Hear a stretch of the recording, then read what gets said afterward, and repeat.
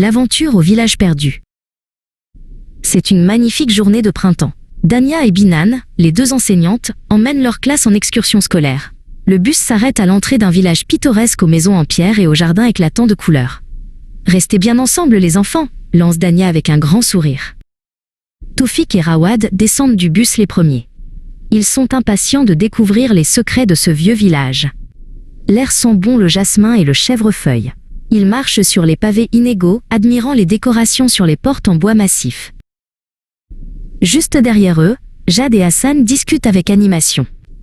Jad pointe du doigt une petite maison aux volets bleus tandis qu'Hassan ajuste son sac à dos. « J'espère qu'on verra des animaux !» s'exclame Hassan en observant les hirondelles qui volent au-dessus de leur tête. La petite troupe arrive près d'un ruisseau qui traverse le village. Dania explique l'histoire du vieux pont de pierre à Toufik.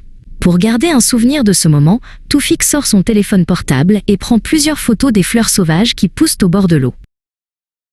Un peu plus tard, alors qu'il s'apprête à pique-niquer, Toufik s'arrête net. Son visage devient tout pâle. Il fouille frénétiquement ses poches, puis son sac. « Mon téléphone! Il n'est plus là !»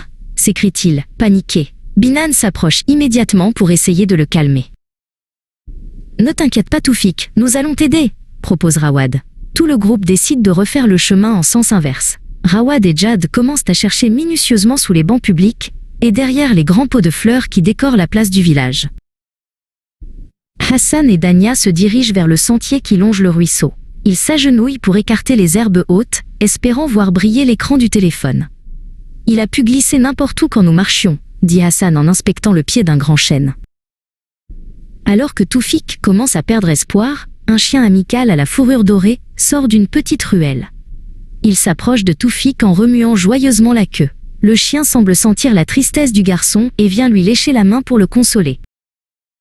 Soudain, le chien dresse les oreilles. Il renifle le sol avec insistance et court vers un buisson touffu. Il commence à fouiller l'herbe avec son museau. Jad, qui passait par là, voit l'animal s'agiter. Il s'approche et aperçoit un objet rectangulaire caché dans le trèfle. « Je l'ai !» crie Jad. Tout le monde pousse un cri de joie. Toufik retrouve son sourire et remercie ses amis et ses enseignantes. Pour récompenser leur héros à quatre pattes, Rawad sort un morceau de viande de son déjeuner. Le chien déguste sa récompense sous les applaudissements de toute la classe.